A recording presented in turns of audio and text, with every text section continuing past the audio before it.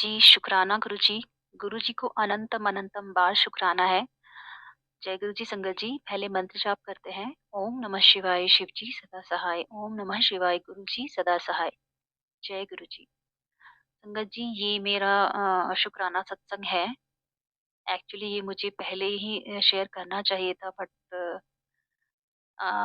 कई बार गुरुजी कृपा कर देते हैं और आपको ब्लेस कर देते हैं और आपको पता भी नहीं चलता।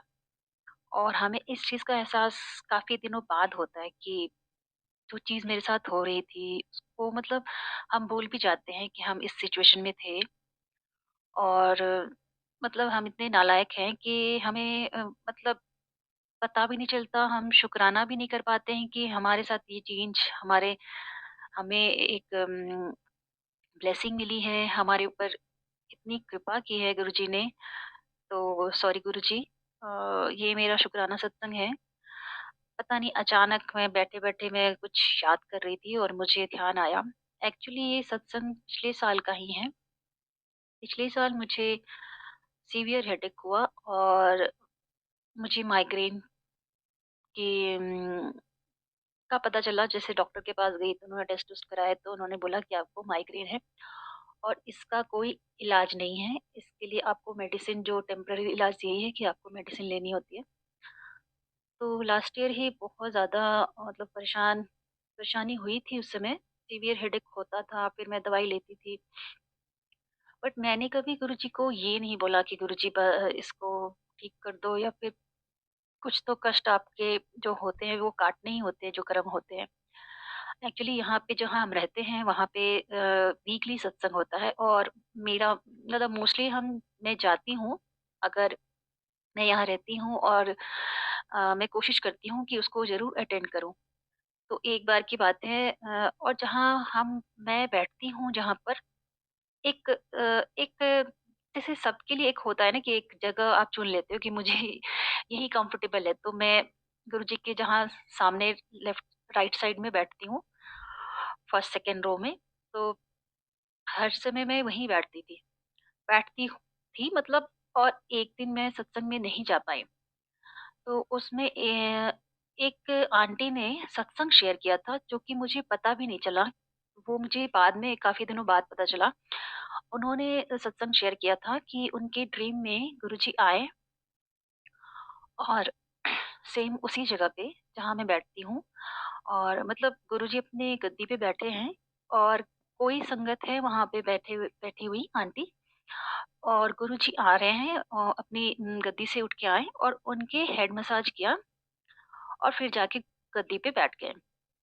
और उन आंटी को जो सत्संग शेयर किया उन्होंने, उनको वो उनका फेस नहीं पता चला, बट ये लगा कि कोई आंटी है, कोई संगत आंटी है बैठी हुई। तो वो उन्होंने सत्संग शेयर किया जो कि मुझे नहीं पता था। मुझे काफ़ी दिनों बाद पता चला ये बात कि ऐसा-ऐसा कुछ मैंने किसी को कुछ नहीं कहा संगत जी। ये मेरे और गुरुजी के बीच की बात है। मुझे पता है वो गुरुजी मुझे ही ब्लेस करने आए थे। और गुरुजी ने उसके बाद मतलब मुझे इस चीज़ का ध्यान भी नहीं है, बट उसके बाद ऐसा कभी भी नहीं संगत जी, कभी भी मुझे इतनी सीवियर हेडेक नहीं हुई। हल्की-फुल्की से हेडेक होती भी है, तो मैं क्या करती हूँ, गुरुजी का जल प्रसाद या फिर चंदन प्रसाद जो मैं स्टोर करके रखती हूँ, उसको लगा लेती हूँ और वो हेडेक और वो पेन कहाँ चला जाता है वो मुझे नहीं पता।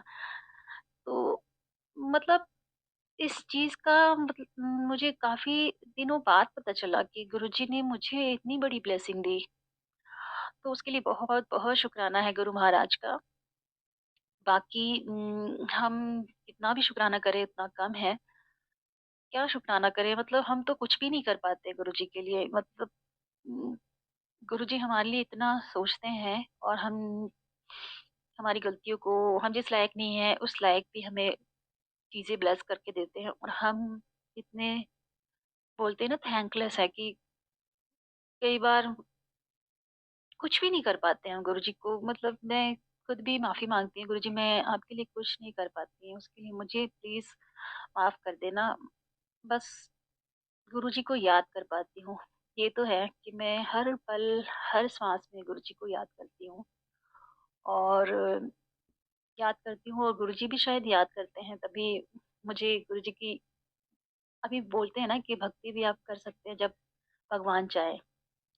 तो हम सच में बहुत ब्लेस्ड हैं संगत जी, हम गुरुजी की संगत जो है। बहुत बहुत शुक्राना संगत जी यह सत्संग सुनने के लिए। संगत जी, अगर आप भी अपना कोई सत्संग गुरु परिवार के साथ, गुरु संगत के साथ शेयर करना चाहते हैं तो आप हमें ऑडियो रिकॉर्ड करके, लिख कर या वीडियो रिकॉर्ड करके भी भेज सकते हैं। हम कोशिश करेंगे कि हम आपके सत्संग गुरु परिवार के साथ इस चैनल के माध्यम से शेयर करें। संगत जी, आज के इस सत्संग को हम यहीं पर विराम करते हैं। यह एक सेवा है जो हम सभी को करनी चाहिए। जय गुरु जी, शुक्राना गुरु जी।